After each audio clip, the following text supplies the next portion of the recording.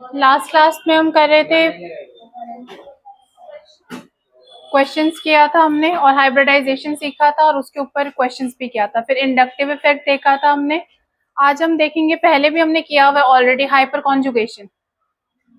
ठीक है, थोड़ा सा हाइपर कॉन्जुगेशन देखेंगे और क्वेश्चंस करेंगे।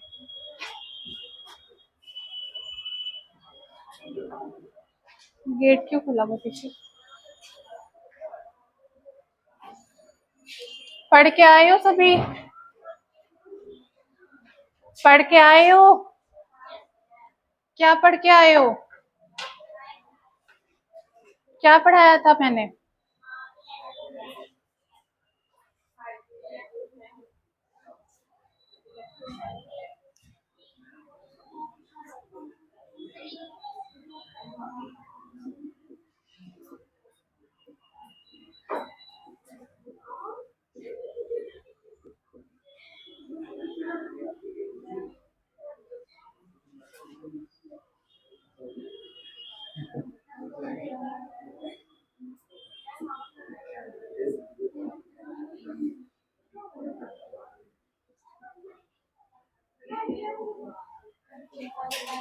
ये लाइट ब्लिंक क्यों कर रही है?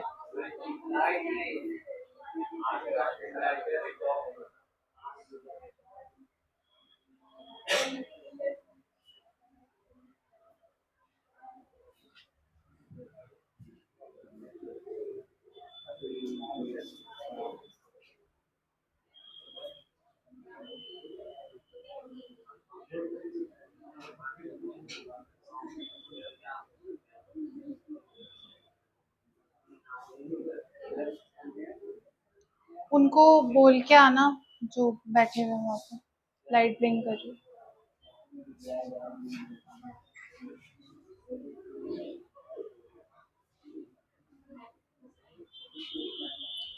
कौन कंटिन्यूअसली बात कर रहा है?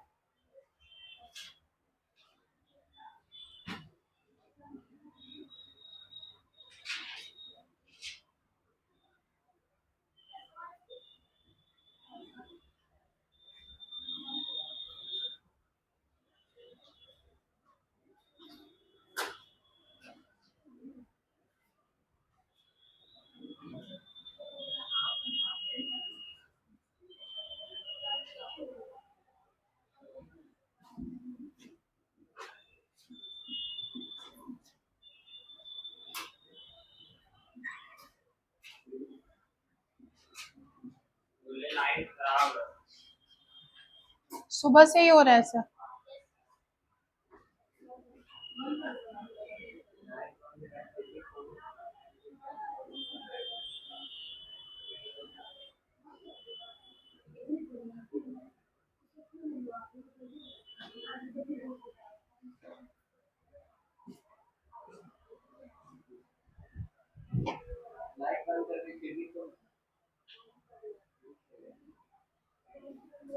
लाइट वो शाइन नहीं करेगा बोर्ड?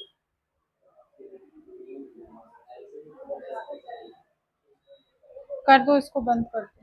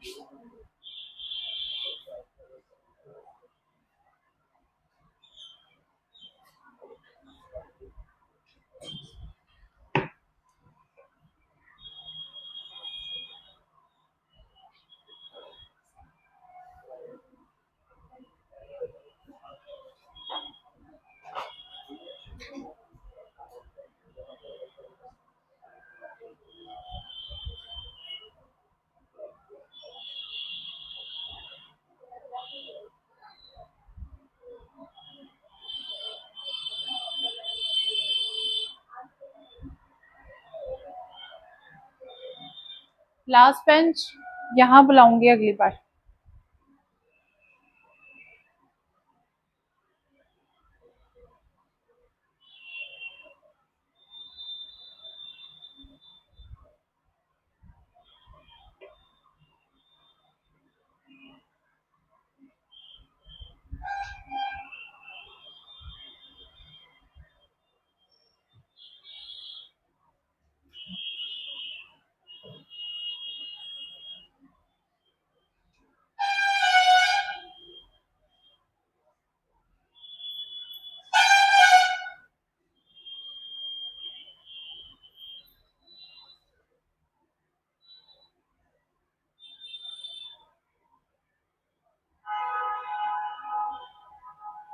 आंसर आ गया।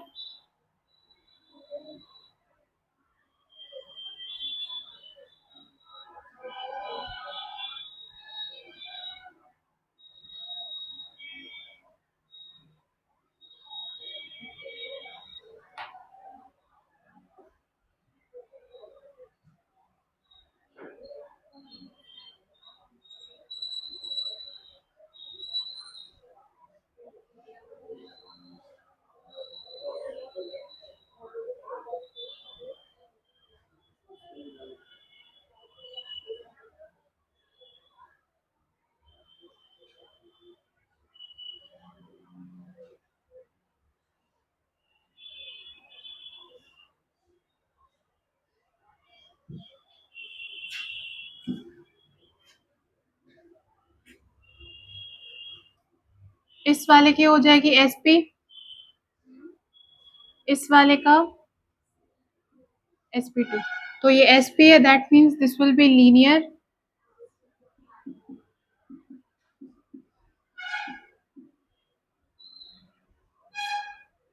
इस वाले में देखो यहाँ पे एक हाइड्रोजन होगा,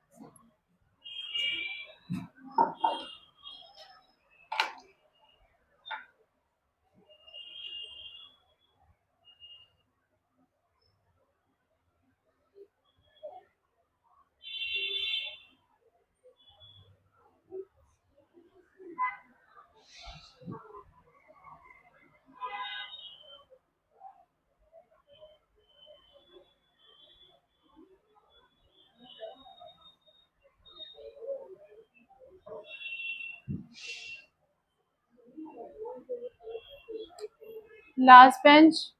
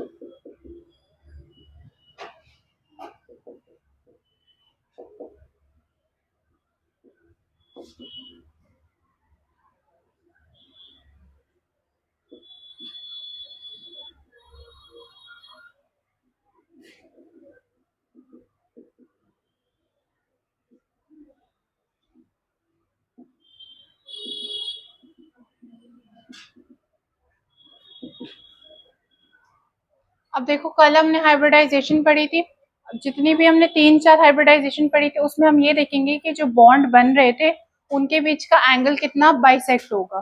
तो सबसे पहले हमने देखा था स्टेरिक नंबर 1 कर सकते हैं हम, इज इट पॉसिबल? हमने 2 से स्टार्ट किया था, तो दैट मीन्स एस हमेशा हमारे पास कांस्टेंट था जब हम हाइब्रिडाइजेशन लिख रहे थे, पी को बार बार हम चेंज कर रहे थे। तो यहाँ पे S1 है, P1 है, तो स्टेरिक नंबर ओवरऑल 2 हो गया। तो यहाँ पे जो स्ट्रक्चर था वो क्या था? लीनियर। अब खुद देखो यहाँ पे सपोज मेरे पास लीनियर स्ट्रक्चर है ऐसा। अब देखो बॉन्ड पेयर के बीच का एंगल कितना है? 180 डिग्री है।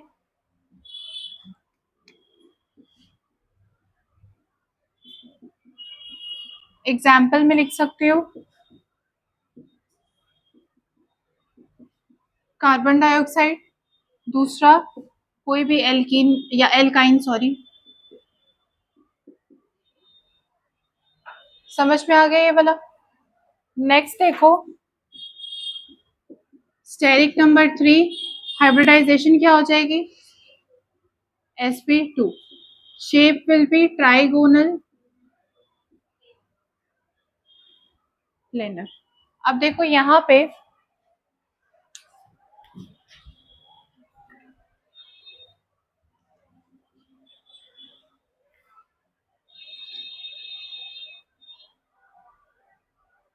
सपोज ऐसा है मेरे पास, ये भी बॉन्ड का लेंथ इक्वल, ये भी बॉन्ड लेंथ इक्वल, ये बॉन्ड लेंथ भी सेम है, ये बॉन्ड लेंथ भी सेम है। तो अब बताओ कि तीनों के बीच में एंगल कितना होगा। एक सर्कल के जैसे बीच में से कर सकते हो कि पूरा का पूरा सर्कल है, तो अब सर्कल को 3 पार्ट में डिवाइड करोगे तो कितना आएगा, 120।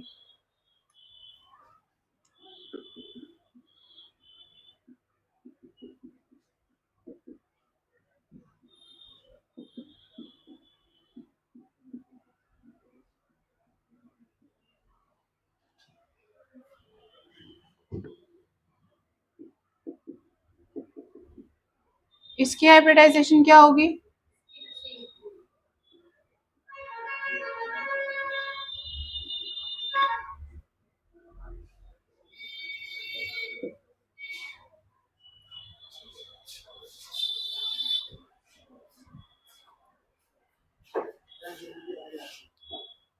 नेक्स्ट हम देखेंगे टेट्राहेड्रल। टेट्राहेड्रल में क्या होता है, जैसे सपोज हमारे पास ट्राइगोनल प्लेनर था, इसको ही थोड़ा सा मॉडिफाई हम कर देंगे, स्टॉप टॉकिंग, इसको हम थोड़ा सा मॉडिफाई कर देंगे तो टेट्राहेड्रल बन जाएगा, क्योंकि एक और बॉन्ड हमें ऐड करना है। यहाँ पे 3 बॉन्ड्स थे हमारे पास, यहाँ पे हमारे पास 4 बॉन्ड हो जाएंगे। तो ऑलरेडी जब हम 3 का स्टडी कर रहे थे तो मैंने भी बताया कि जैसे फैन लाइक स्ट्रक्चर होता है ट्राइगोनल प्लेनर, वैसा होगा। टेट्राहेड्रल होगा तो क्या होगा, एक और बॉन्ड पेयर इंक्लूड होगा उसमें।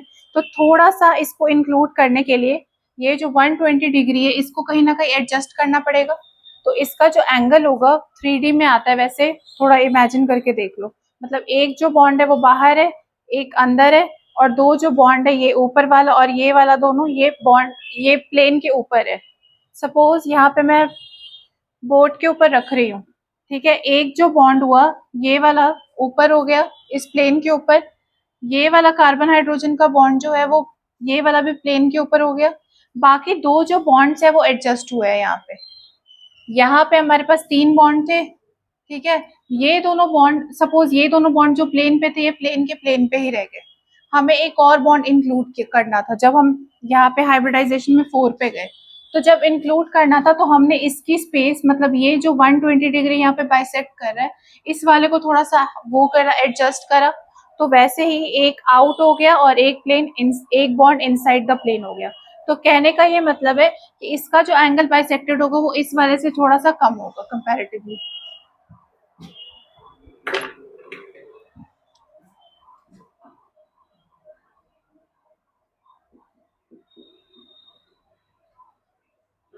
वन 109 डिग्री अप्रोक्सीमेटली लिख लो।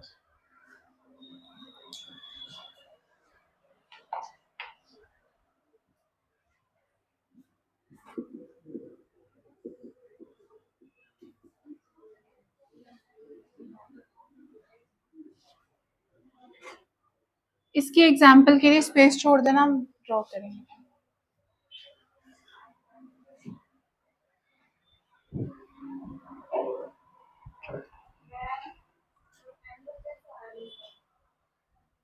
वन 109 मैथमेटिकली हमने काउंट किया, कैलकुलेट किया एक्सपेरिमेंट वाइज, बट यहाँ पे लॉजिक है, ये याद करना है एंगल यहाँ पे बाइसेक्ट हुआ है। कहने का मतलब है कि यहाँ पे हमारे पास 3 बॉन्ड्स थे, चौथा बॉन्ड हमने इंक्लूड किया यहाँ पे। तो ये जो 2 बॉन्ड थे प्लेन पे थे वो प्लेन के प्लेन पे रह गए।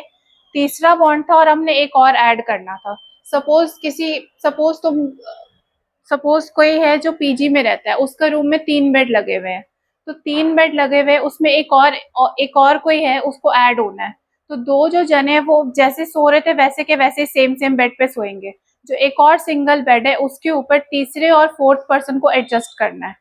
तो वही चीज यहाँ पे हुई है, ये जैसे सो रहा था वैसे ही सो रहा है, ये जैसे रह रहा था ये वैसे ही रह रहा है। इस वाले ने एक और बॉन्ड को ऐड करके इंक्लूड करके एडजस्ट किया एक दूसरे को।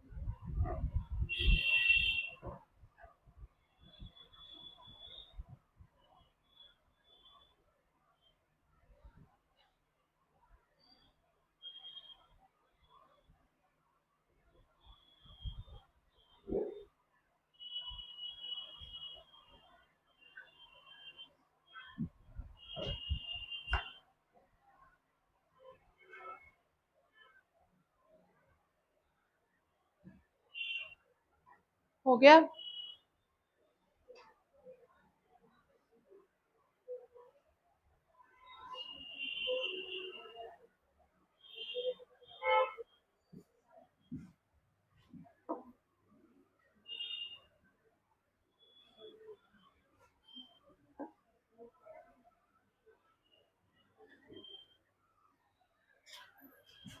अब देखो, ध्यान से देखोगे, sp3 वाले का एग्जाम्पल क्या हो सकता है?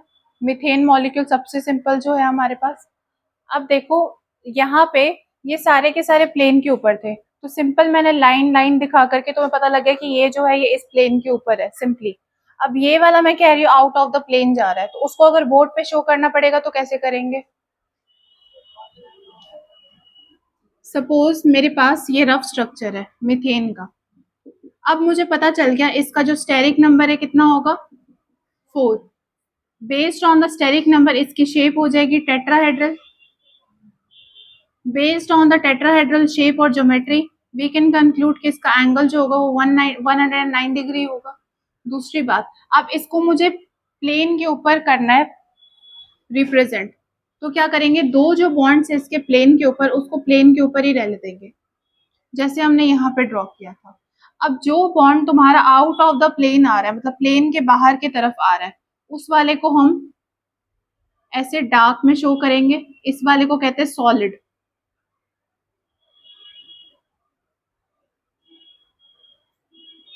जो हमारा कार्बन और हाइड्रोजन का बॉन्ड इनसाइड द प्लेन जा रहा है, प्लेन के पीछे की तरफ, उस वाले को हम डैश में शो करेंगे। तो कोई भी ऐसा बॉन्ड होगा जो कि प्लेन के बाहर होगा, उस वाले को हम हमेशा इस वाले में सॉलिड वेज में करेंगे, और जो वाला इनसाइड में जाएगा उस वाले को हम डैश में शो करेंगे। ठीक है। और जो एंगल होगा यहाँ का, मतलब ये हो जाएगा 109 अप्रोक्सीमेटली।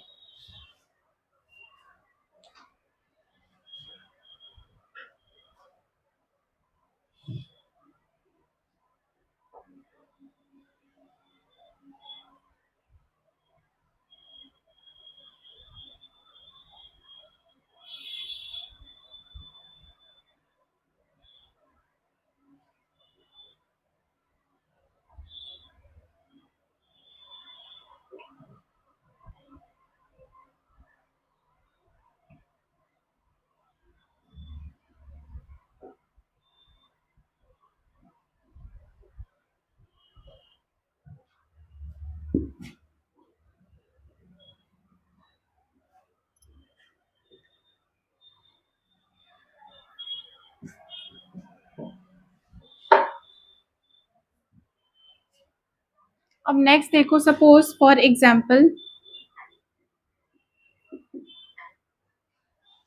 सपोज हमारे पास साइक्लोप्रोपेन है। अब मुझे पर्टिकुलरली इस वाले कार्बन का निकालना है कि इसकी शेप कैसी होगी। तो अब सबसे पहले हम देखेंगे इसकी हाइब्रिडाइजेशन कैसी होगी। ये भी इक्वल है, ये भी इक्वल है, ये भी इक्वल है, तो किसी एक को ले लेंगे। अब ये वाले, इसका देखो यहाँ पे क्या होगा, कहीं ना कहीं 2 हाइड्रोजन रहा होगा यहाँ पे, तो इसकी जो ज्योमेट्री हो जाएगी अगेन sp3 और टेट्राहेड्रल हो जाएगी।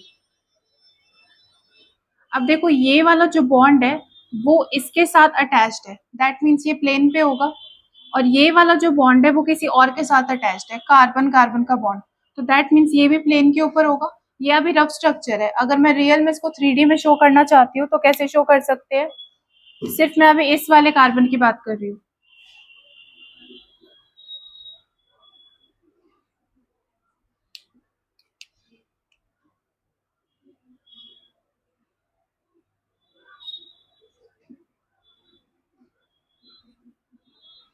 एक hydrogen out of the plane आएगा, एक हाइड्रोजन इनसाइड द प्लेन आएगा।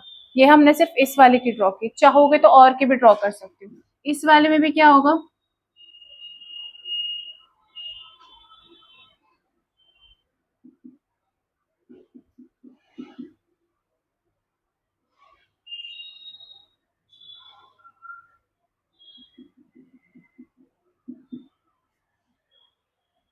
समझ गए? पर कार्बन की हाइब्रिडाइजेशन sp3 है। हर एक कार्बन की जो शेप है वो टेट्राहेड्रल है। टेट्राहेड्रल का मतलब होता है दो जो बॉन्ड्स होंगे ऑन द प्लेन होगा। ठीक है, सपोज इस वाले कार्बन के लिए दो बॉन्ड्स ऑन द प्लेन आ गए हमारे, दो जो बाकी के बॉन्ड है वो एक आउटसाइड द प्लेन आएगा और एक इनसाइड द प्लेन आएगा। हर कार्बन के लिए ये चीज ट्रू है।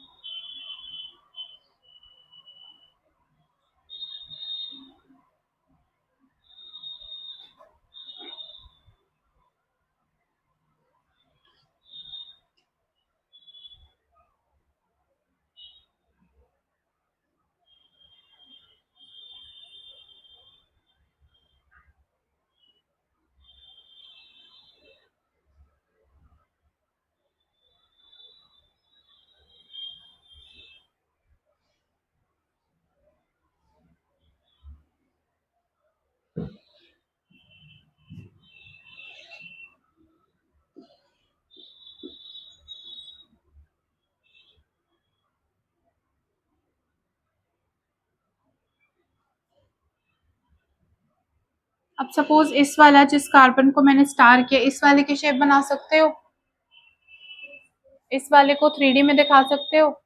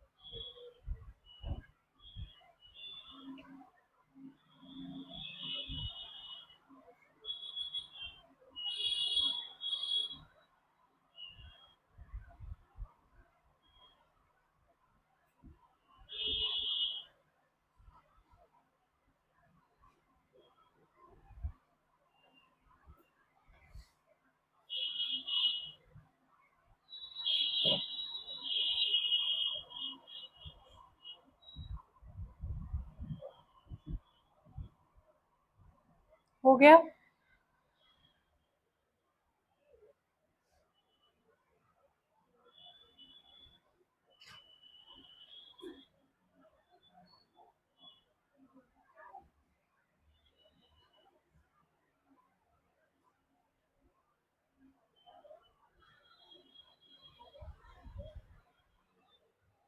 यहाँ पे देखो इस वाले कार्बन की हाइब्रिडाइजेशन कितनी हो जाएगी? sp3 होगी। उसके लिए हम क्या करेंगे, यहाँ पे दो हाइड्रोजन एडजस्ट करेंगे। तो अब देखो ये कार्बन का बॉन्ड है वो ऑन द प्लेन होगा, ये कार्बन कार्बन का जो बॉन्ड है वो ऑन द प्लेन होगा। दो हाइड्रोजन हमारे पास बच गए, एक हाइड्रोजन हो जाएगा आउटसाइड द प्लेन, एक हाइड्रोजन हमारा हो जाएगा इनसाइड द प्लेन, ये इसका 3D स्ट्रक्चर हो जाएगा।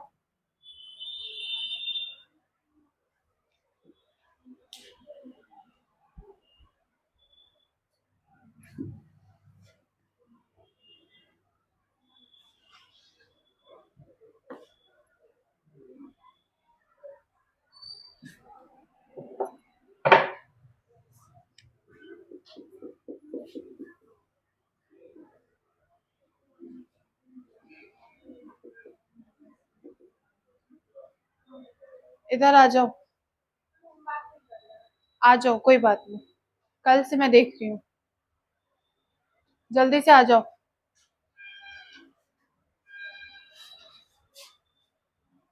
नेक्स्ट, अगली बार एक बार और देखा तो।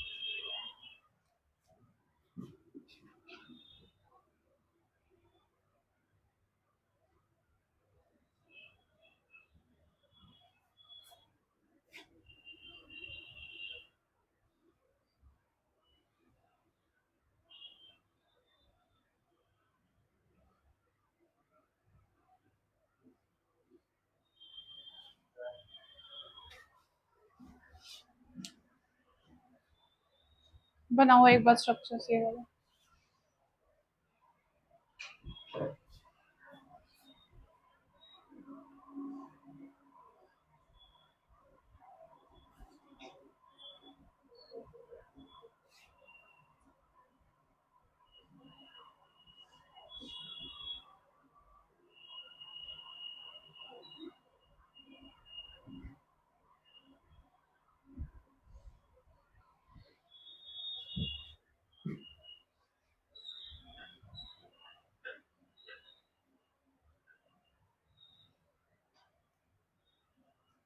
अब देखो यहाँ पे, इसको अगर मैं, ये साइक्लोप्रोपेन है, साइक्लोब्यूटेन, साइक्लोहेक्सेन, साइक्लोपेंटेन, ठीक है। अब देखो जब हम इसको नॉर्मल मैथमेटिकल एस्पेक्ट से देखेंगे, सपोज ये इक्विलैटरल ट्राइंगल है, इक्विलैटरल कंसिडर कर सकते हैं, क्योंकि ये भी कार्बन है, ये भी कार्बन है, इन दोनों का बॉन्ड लेंथ इक्वल होगा, इसकी भी इक्वल होगी, इस वाले की भी इक्वल होगी, ठीक है। तो इसको हम इक्विलैटरल ट्राइंगल भी कंसिडर कर सकते हैं। अब मैथमेटिकल एस्पेक्ट से देखोगे तो इसका जो एंगल है वो कितना आना चाहिए, 60 डिग्री।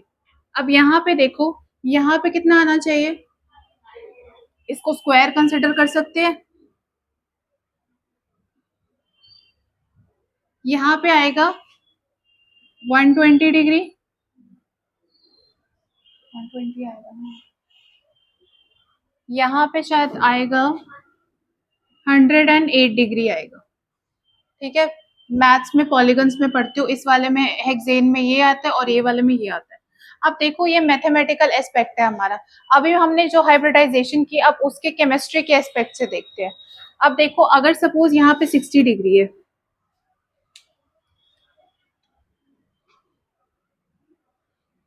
तो अगर इस वाले में यहाँ पे दो हाइड्रोजन अटैच होगा कहीं ना कहीं, तो इस वाले कार्बन की हाइब्रिडाइजेशन कितनी है, sp3। तो अब बेस्ड ऑन sp3 हाइब्रिडाइजेशन इसके बीच का एंगल कितना होना चाहिए था, 109। अगर मैं मैथ्स के हिसाब से देख रही हूँ तो 60 डिग्री है, तो यहाँ पे कुछ ना कुछ गैप आ रही है, जिसके वजह से यहाँ पे स्ट्रेन आया होगा, है ये इक्विलैटरल ट्रायंगल के जैसे बिहेव करना चाहता था, बट यहाँ पे जो कार्बन कार्बन का बॉन्ड है, जिसकी वजह से हमारी हाइब्रिडाइजेशन sp3 आई है, उसका जो एंगल बाइसेक्ट होता है वो जनरली क्या होता है, 109 डिग्री। बट यहाँ पे इन दोनों का जो एंगल डिफरेंस आ रहा है दोनों एस्पेक्ट की वजह से, उसके वजह से यहाँ पे अनस्टेबिलिटी आती है। अब जो अनस्टेबिलिटी फैक्टर होगा, जितना ज्यादा इन दोनों के बीच में गैप होगा उतना ज्यादा ये स्ट्रक्चर अनस्टेबल होगा। अभी यहाँ पे देखो, सपोज यहाँ पे भी सेम अगर मैं बात करूं, लास्ट बेंच आ जाओ जल्दी,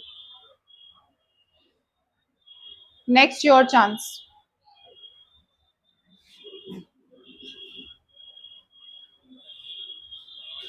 अब देखो सपोज मैं इस वाले कार्बन की बात करूंगी तो यहाँ पे भी हाइड्रोजन है, यहाँ पे भी हाइड्रोजन है। अगेन इस वाले कार्बन की जो हाइब्रिडाइजेशन होगी वो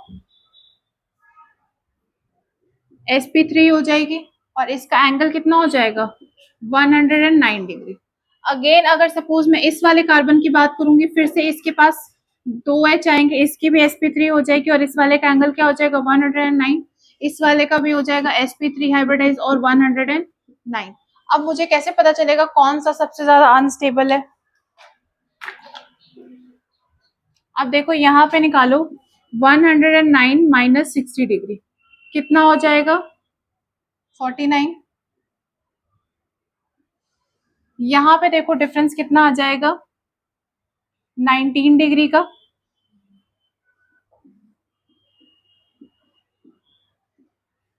यहाँ पे कितना आएगा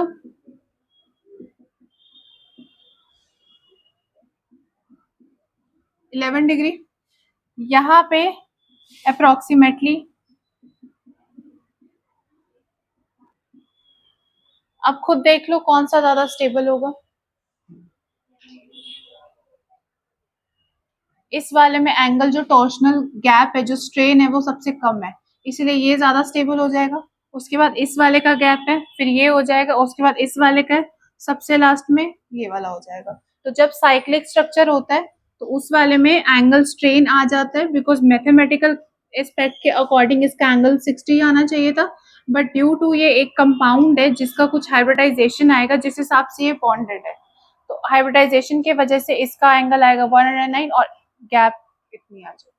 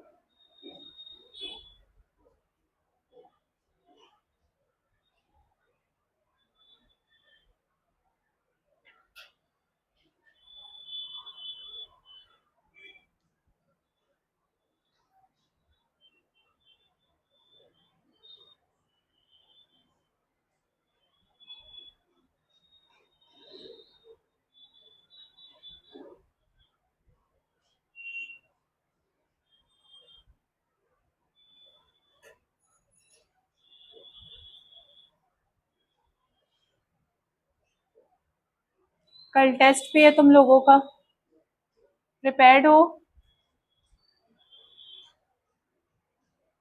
क्या आज रात में पढ़ोगे कि कल सुबह, कि पढ़ोगे ही नहीं? पढ़ोगे ना ऑर्गेनिक?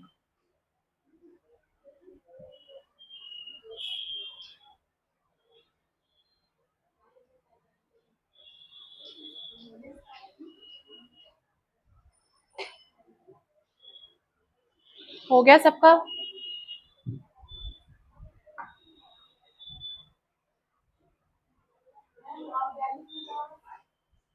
नोमेनक्लेचर आएगा, इंडक्टिव इफेक्ट आएगा, हाइपर कॉन्जुगेशन आएगा और हाइब्रिडाइजेशन आएगी बस।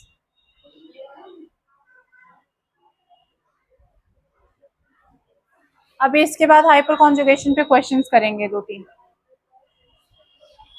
हो गया ये वाला?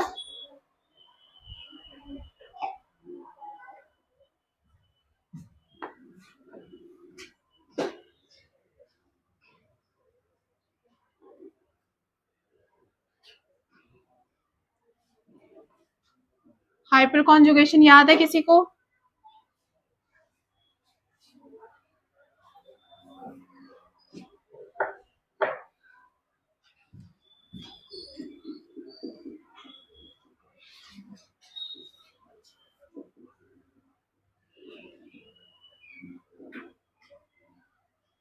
अब देखो सपोज इस वाले में क्या होता है, सबसे पहले ये 3 चीजों में पॉसिबल है, या तो कार्बोकटायन होगा कोई ना कोई, या फिर एल्कीन्स होंगे, या फिर फ्री रेडिकल। कार्बोकटाइन क्या होता है? जब कार्बन के ऊपर हमारे पास पॉजिटिव चार्ज आ जाता है, इस वाले को हम कहते हैं कार्बोकटाइन। ठीक है। नेक्स्ट एल्कीन तो हमें पता ही है, जहां पे डबल डबल बॉन्ड होते हैं, इस वाले को हम कहते हैं एल्कीन। नेक्स्ट फ्री रेडिकल हम किसको कहते हैं? सपोज हमारे पास यहाँ पे 4 बॉन्ड बनते हैं, कोवलेंट बॉन्ड है, तो क्या होता है? शेयरिंग ऑफ इलेक्ट्रॉन्स है। तो सपोज यहाँ से मैं इसकी जो शेयरिंग है वो रब कर दूंगी, मिटा दूंगी, हलक कर दूंगी, तो अब इसका एक जो इलेक्ट्रॉन होगा वो अनयूज्ड होगा, तो इस वाले को हम कहते हैं रेडिकल। ठीक है। और जो हाइपर कॉन्जुगेशन होता है वो या तो कार्बोकटाइन में होगा, या तो एल्कीन में होगा, या तो फ्री रेडिकल में होगा। इसको शॉर्ट फॉर्म में ऐसे भी याद कर सकते हो, CA&F। इससे हमें पता चलता है इन तीनों स्ट्रक्चर में सबसे ज्यादा स्टेबल कौन है। सपोज मैं तुम्हें 3 टाइप के कार्बोकटाइन दे दूंगी, अब मैं पूछूंगी कि तुम्हारा कौन सा सबसे ज्यादा स्टेबल है, तो बेस्ड ऑन हाइपर कॉन्जुगेशन पता चलेगा कि कौन सा सबसे ज्यादा स्टेबल है। सपोज मैं तुम्हें कोई एल्कीन दूंगी 3 तरीके की, उसमें भी मैं पूछूंगी कि कौन सा ज्यादा स्टेबल है, तो वो based on hyperconjugation you can tell कि कौन सा सबसे ज्यादा स्टेबल है। And same goes for free radical. ठीक है। लिखना है तो लिख लो किसी ने।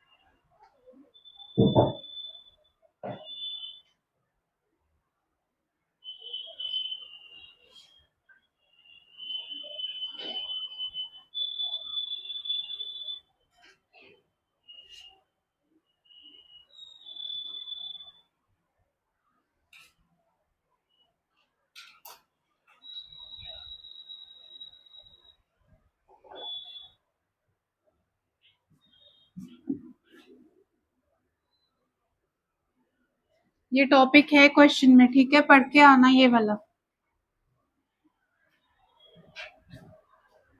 अब देखो इस वाले में क्या होगा, सबसे पहले सपोज सबसे कॉमन हम ले लेते हैं सिंपल इथेन मॉलिक्यूल। अब देखो सबसे पहले फंक्शनल ग्रुप क्या होता है? फंक्शनल ग्रुप वो पार्ट होता है किसी भी कंपाउंड का जिसके थ्रू रिएक्शन प्रोसीड करता है। ठीक है। सपोज हमारे पास यहाँ, अभी देखो यहाँ पे सारे के सारे इक्वल है, कोई भी रिएक्टिव नहीं है। ये 4 इलेक्ट्रॉन दे भी सकता है, ले भी सकता है, ये 1 इलेक्ट्रॉन दे भी सकता है, ले भी सकता है, कोई रिएक्टिव नहीं है ये। अगर सपोज मैं यहाँ पे CH3, यहाँ पे CH3 को हटा के यहाँ पे OH लगा दूंगी, अब देखो यहाँ पे इलेक्ट्रोनेगेटिविटी डिफरेंस आ गया हमारे पास, क्योंकि ये हमारे पास एक फंक्शनल ग्रुप है, तो यहाँ पे इसके पास लोन पेयर है और also it is an electronegative atom. तो अब जो भी रिएक्शन प्रोसीड करेगा इसके साथ, अगर मैं कोई रिएजेंट ऐड करूं या रिएक्टेंट ऐड करूं, तो कोई भी जो रिएजेंट है या रिएक्टेंट है उसका रिएक्शन होगा इस वाले के थ्रू होगा, क्योंकि ये इसका फंक्शनल ग्रुप है। तो अब देखो जो जिस कार्बन के साथ डायरेक्टली फंक्शनल ग्रुप अटैच्ड होता है उसको हम कहते हैं अल्फा कार्बन, याद है? अब जो अल्फा कार्बन के साथ डायरेक्टली अटैच्ड हाइड्रोजन होता है उसको हम कहते हैं अल्फा हाइड्रोजन। अब देखो यहाँ वाले में, इस वाले में हमारे पास कुछ भी नहीं है, सिंपल है, इसको हमें सबसे पहले कार्बोकटाइन में चेंज करना होगा। अब मैंने बोला कार्बन की जो टेंडेंसी होती है वो 4 इलेक्ट्रॉन दे भी सकता है, ले भी सकता है। तो we can assume for a while कि यहाँ पे इस पे पॉजिटिव चार्ज आ जाएगा और H माइनस को हम निकाल देंगे।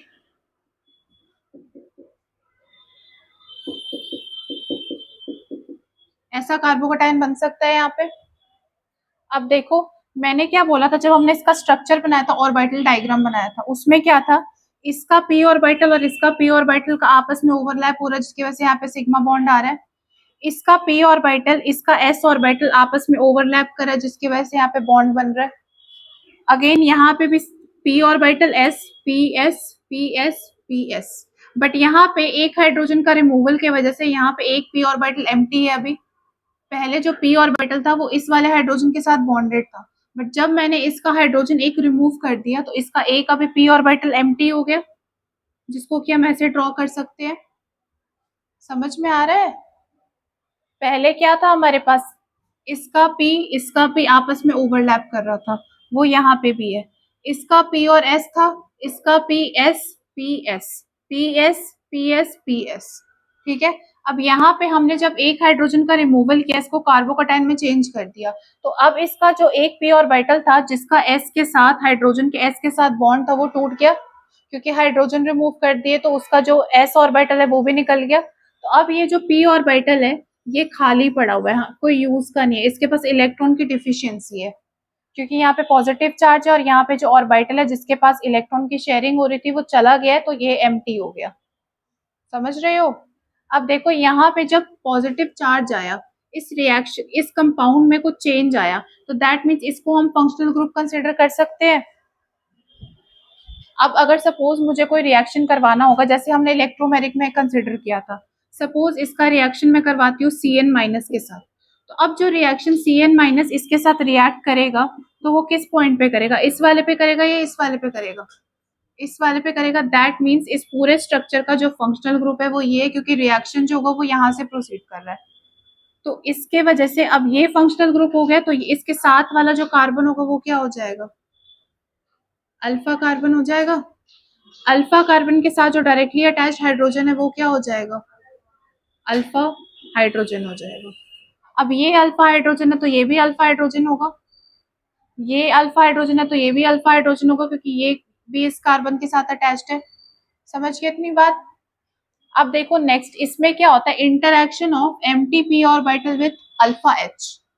तो अब देखो यहाँ पे जो एमटीपी ऑर्बिटल है और यहाँ पे जो अल्फा एच है, ये क्या करेगा, अपना इलेक्ट्रॉन एक यहाँ से इसको दे देगा, डोनेट कर देगा। एक बार ये इसको डोनेट करेगा तो ये स्टेबल हो जाएगा, दूसरी बार ये इसको डोनेट करेगा ये स्टेबल हो जाएगा, तीसरी बार ये इसको डोनेट करेगा तो ये स्टेबल हो जाएगा। इसको कहते हैं हाइपर कॉन्जुगेशन इफेक्ट।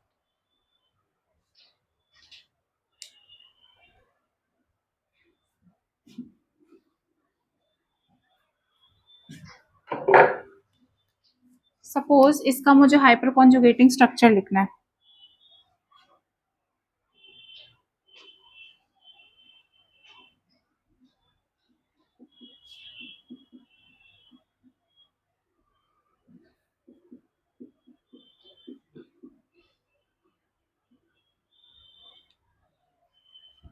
इसका एक एमटीपी ऑर्बिटल है जिसको कि इस वाले हाइड्रोजन ने इलेक्ट्रॉन डोनेट कर दिया, एक बार इस वाले ने किया तो इसका बॉन्ड ब्रेक हो गया यहाँ पे, क्योंकि इसको बॉन्ड ब्रेक करना पड़ेगा, क्योंकि इसका जो इलेक्ट्रॉन है इसके साथ शेयरिंग पे है। जब तक ये अपना शेयरिंग वाले इलेक्ट्रॉन से हटेगा नहीं तब तक ये अपना इलेक्ट्रॉन इसको शेयर नहीं कर पाएगा, तो एक बार ये अपना बॉन्ड इसके साथ ब्रेक करेगा और इस वाले को डोनेट कर देगा, ठीक है। दूसरी बार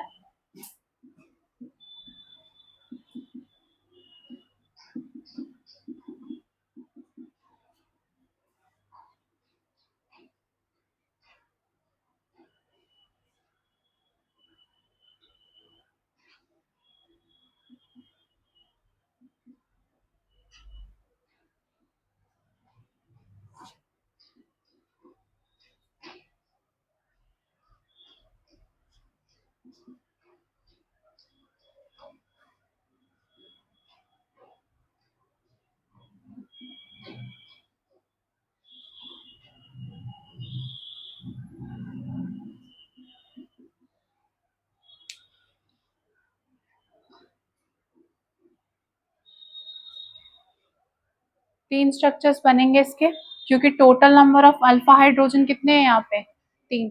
जितने अल्फा हाइड्रोजन होंगे उतने हमारे स्ट्रक्चर बन जाएंगे।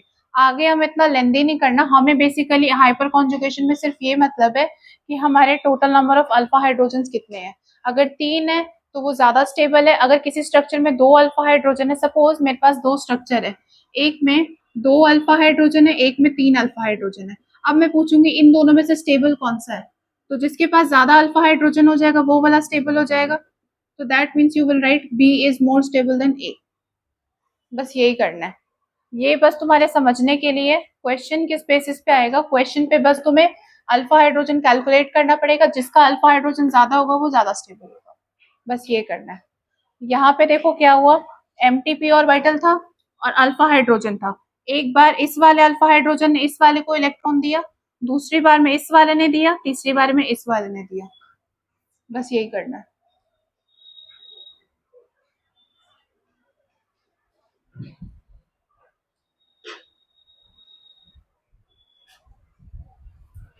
किसी को डाउट है तो पूछ लो।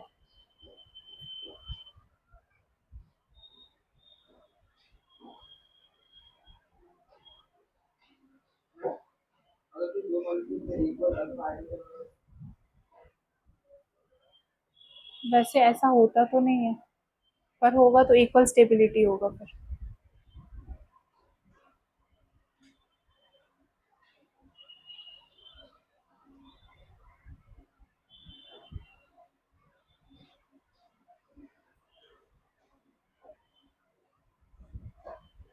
उस वाले में और भी फैक्टर्स देखेंगे। इसके बाद एक मेसोमेरिक इफेक्ट है, उसके बेसिस पे जज करेंगे अगर सेम है अल्फा हाइड्रोजन, या इंडक्टिव इफेक्ट के बेसिस पे फिर जज करेंगे।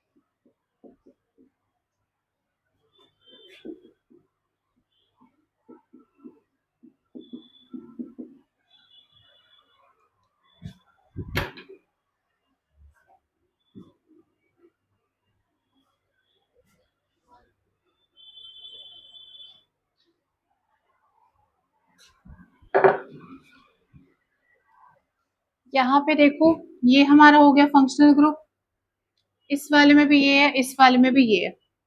अब ये फंक्शनल ग्रुप है, इसके साथ जो डायरेक्ट कार्बन अटैच्ड है उसको हम क्या कहते हैं, alpha carbon, alpha carbon, alpha carbon. अब अल्फा कार्बन के साथ डायरेक्टली जो हाइड्रोजन अटैच्ड है उसको हम क्या कहेंगे, alpha hydrogen, alpha hydrogen, alpha hydrogen. अब total number of alpha hydrogen कितने होंगे स्ट्रक्चर में, 3 3 3 9। ठीक है।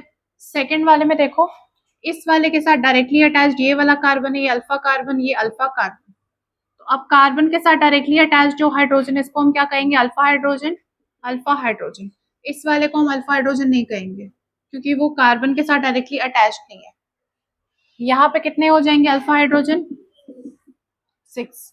अब इस वाले में देखो, इस वाले में एक ही अल्फा कार्बन है, अल्फा कार्बन के साथ अटैच्ड 3 हमारे पास हाइड्रोजन है, तो यहाँ पे अल्फा हाइड्रोजन कितने हो जाएंगे? 3। अब देखो सबसे ज्यादा नंबर ऑफ अल्फा हाइड्रोजन किस वाले स्ट्रक्चर में है? फर्स्ट वाले में, दैट मीन्स ये वाला ज्यादा स्टेबल हो जाएगा, फिर ये होगा, फिर वो हो जाएगा।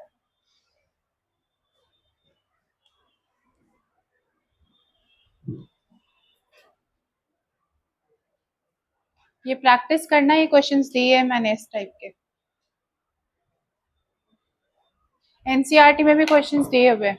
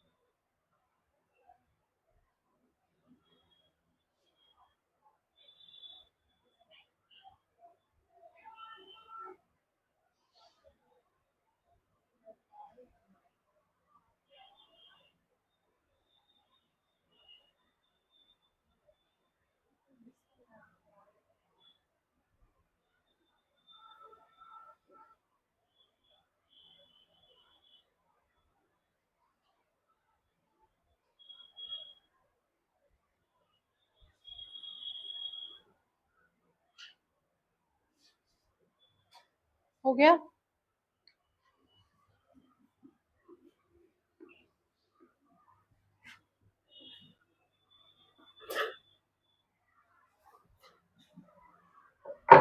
नेक्स्ट हम देखते हैं एल्कीन्स।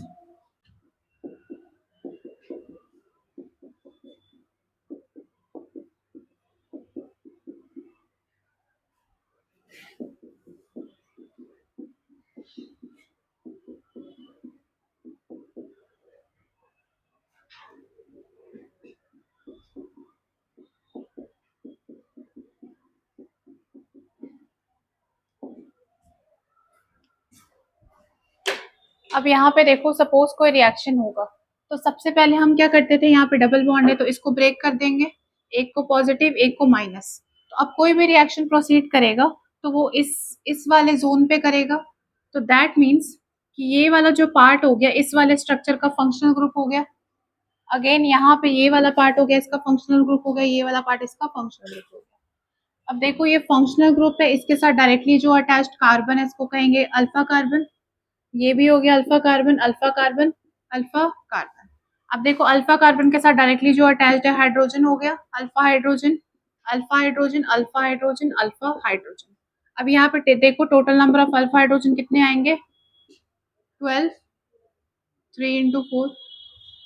यहाँ पे देखो ये वाले के साथ डायरेक्टली लिंक्ड ये वाला अल्फा कार्बन है, इसके साथ डायरेक्टली लिंक्ड ये है, तो ये alpha hydrogen alpha carbon alpha hydrogen. तो total number of alpha hydrogen कितने हो जाएंगे? 6।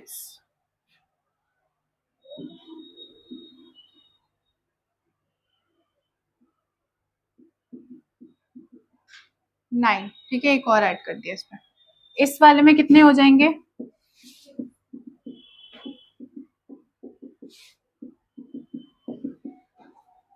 अब देखो सबसे ज्यादा अल्फा हाइड्रोजन किसमें है? फर्स्ट वाले में ये ज्यादा स्टेबल हो जाएगा, फिर इस वाले में, फिर ये वाला ज्यादा स्टेबल है। तो ऐसे किसी भी स्ट्रक्चर का एल्कीन का, चाहे वो रेडिकल हो चाहे वो कार्बोकटायन हो, उसका अल्फा हाइड्रोजन कैलकुलेट करो कि जिसका ज्यादा होगा वो सबसे ज्यादा स्टेबल होगा।